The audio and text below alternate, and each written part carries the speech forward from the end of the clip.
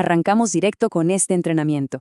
Quienes estudian investigación operativa saben perfectamente que entender la teoría de grafos en clase es una cosa, pero sentarse frente al examen, ver la hoja en blanco y no bloquearse, bueno, eso es otra historia muy distinta. Hoy vamos a hacer un entrenamiento ultra práctico de supervivencia pura. Nuestro objetivo es dominar la resolución en papel, organizar el espacio de trabajo y evitar por completo el colapso mental al momento de rendir. Cero saltos mágicos o cálculos en el aire. Vamos a ver, paso a paso, cómo dominar estos ejercicios sin dejar que los nervios nos ganen. Nuestra hoja de ruta para hoy es súper directa. Primero, cómo preparar estratégicamente esa hoja en blanco.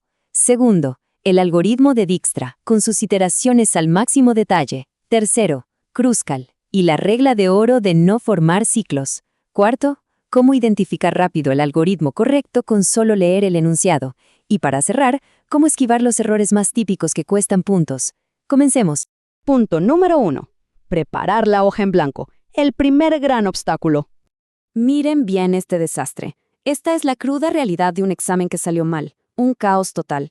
Variables que se cruzan, números amontonados en los márgenes que ni uno mismo entiende después de 5 minutos. Perderse entre los nodos es, por lejos, el error número 1.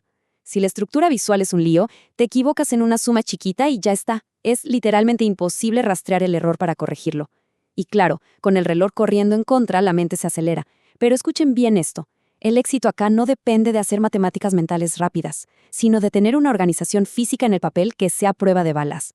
Entonces, ¿cómo evitamos ese caos? Aplicando una disciplina visual estricta.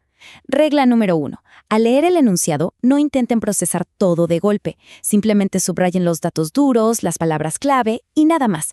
Regla 2. El grafo se dibuja grande y muy prolijo, siempre arriba y a la izquierda de la hoja. Piensen bien dónde ponen cada nodo para que las líneas de conexión no se crucen tanto. Y la regla 3, la más salvadora de todas, tracen una línea imaginaria vertical en el papel. Todo el lado derecho queda única y exclusivamente para las tablas y las iteraciones. Mezclar dibujos con cálculos es el fin. Literalmente, separar estos espacios es lo que salva tu examen. Pasamos al punto 2, algoritmo de Dijkstra, iteraciones al detalle, sin saltarnos nada. Para Dijkstra, que es el que usamos para buscar el camino mínimo, hay un mantra, una frase que tienen que repetirse mentalmente todo el tiempo. Busco el menor no visitado. Memorícenla.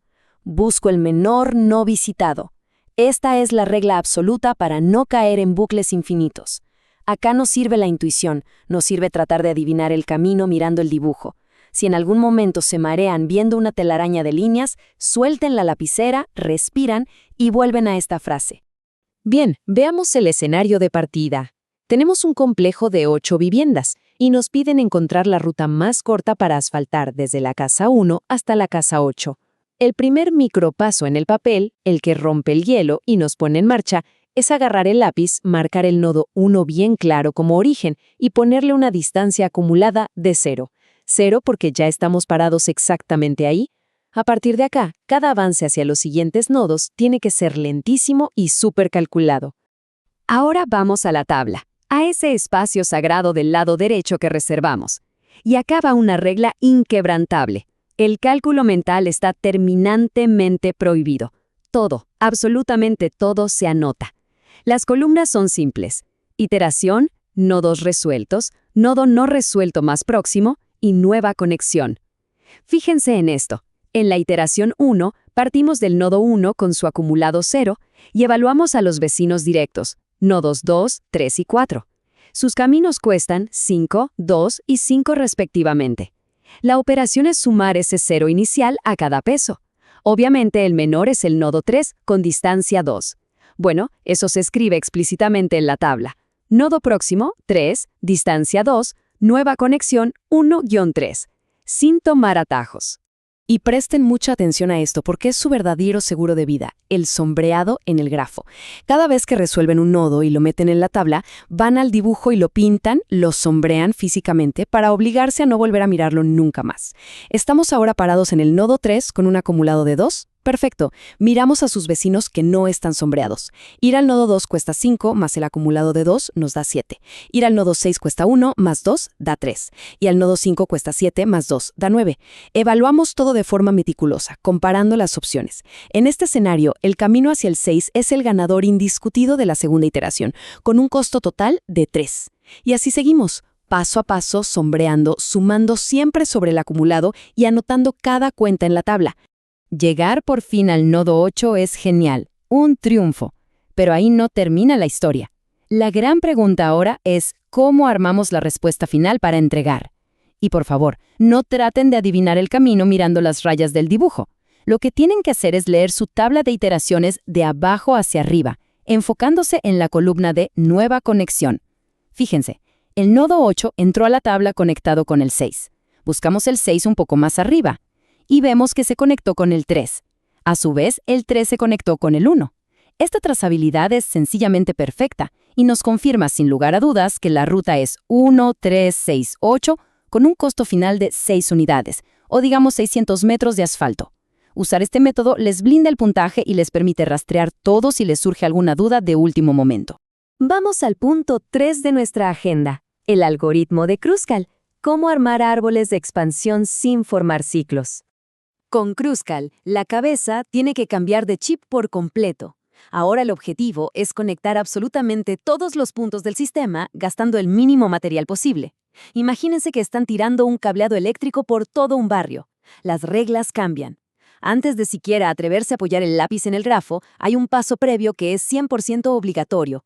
Hacer una lista en el margen derecho con todas, absolutamente todas las aristas, ordenadas desde la más barata hasta la más cara. De ahora en más, esa lista será su única guía. Y la condición irrompible acá es, jamás, por nada del mundo, pueden formar un lazo cerrado. Entonces, para el primer movimiento de Kruskal, nos olvidamos por completo de tener un nodo de origen. Simplemente miramos esa lista ordenada que acabamos de hacer y agarramos directo el primer elemento, el de menor costo absoluto de todo el papel. Si resulta que hay un empate, por ejemplo, 2 conexiones que cuestan $2, eligen cualquiera de las dos, es lo mismo. Digamos que conectamos el nodo 2 y el 5. Lo dibujan con un trazo bien grueso y oscuro en el papel, e inmediatamente, en ese mismo segundo, van a la lista escrita y tachan esa arista para no volver a mirarla. Ahora, a medida que vamos bajando en nuestra lista ordenada hacia aristas que son cada vez más caras, el peligro de equivocarse se multiplica exponencialmente.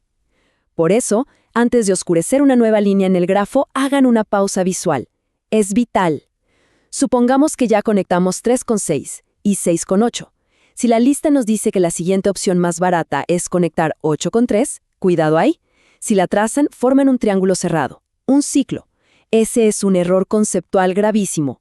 Cualquier arista que cierre una figura geométrica, creando un camino por el que podríamos dar vueltas sin salir, se descarta en el acto. La tachan de la lista, sin importar lo súper barata que sea. Mantener el orden de la tabla y hacer esa pequeña pausa visual de 3 segundos antes de rayar el papel es la única defensa que tenemos acá. Avanzamos al punto 4, elegir el algoritmo correcto.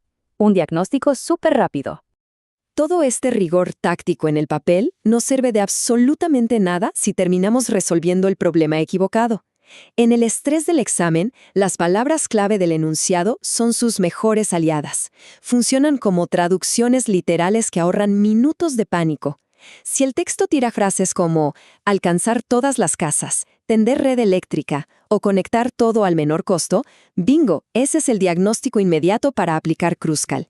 En cambio, si la lectura nos pide encontrar la ruta más rápida entre la salida y el predio, ir del punto A al punto B o calcular el camino mínimo, entonces no lo dudan un segundo. Dividen la hoja y arrancan con las tablas de iteraciones de Dijkstra.